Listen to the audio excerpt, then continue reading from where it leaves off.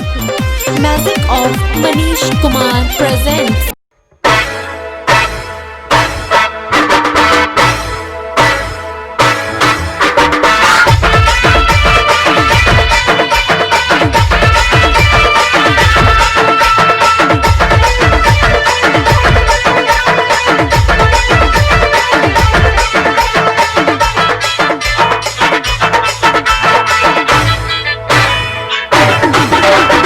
लाल लाल साड़ी रे तोर पियर पियर साड़ी रे तोर लाल लाल साड़ी रे तोर पियर पियर साड़ी रे अरे देखी के दीवाना करेला रे अरे चिकनी चमेली छोड़ी रे चमकल गोरी छोड़ी रे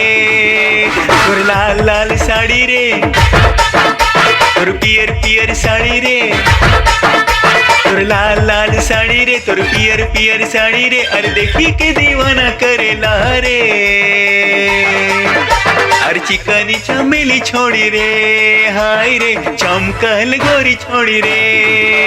अरे चिकनी चमेली छोड़ी रे हाय रे बंगाली दीवानी छोड़ी रे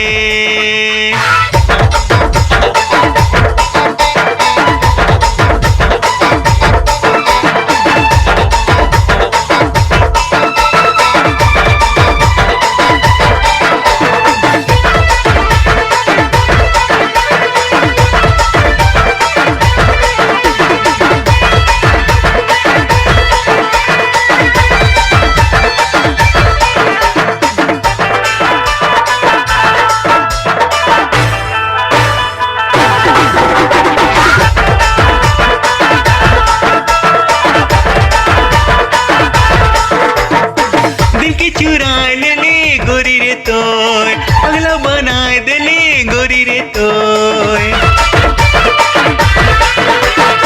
दिल की चुरा ले गोरी रे तोय पगला बना दे ले गोरी रे तोय लाल पार साड़ी नजरा खोप वाली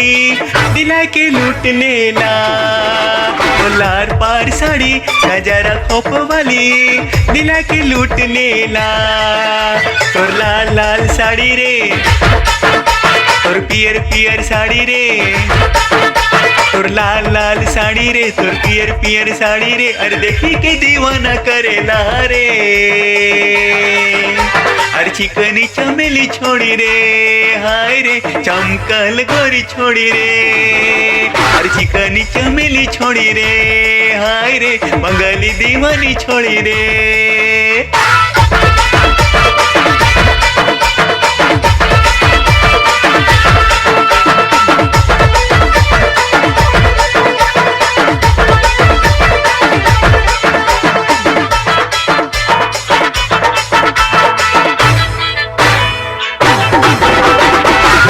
गो दिल गोरी के गो जान उड़ा के ले गेली गोरी मोर प्राण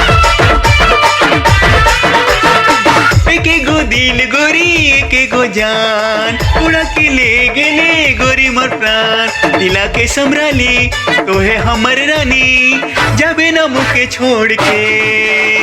दिला के संभराली तो है हमर रानी जाबे ना मुके छोड़ के तोर लाल लाल साड़ी रे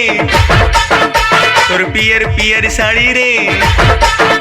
तोर लाल लाल साड़ी रे तोर पियर पियर साड़ी रे अरे देखी के दीवाना करेला रे अरे चिकनी चमेली छोड़ी रे हाय रे चमकल गोरी छोड़ी रे अरे चिकनी चमेली छोड़ी रे हाय रे बंगाली दीवानी छोड़ी रे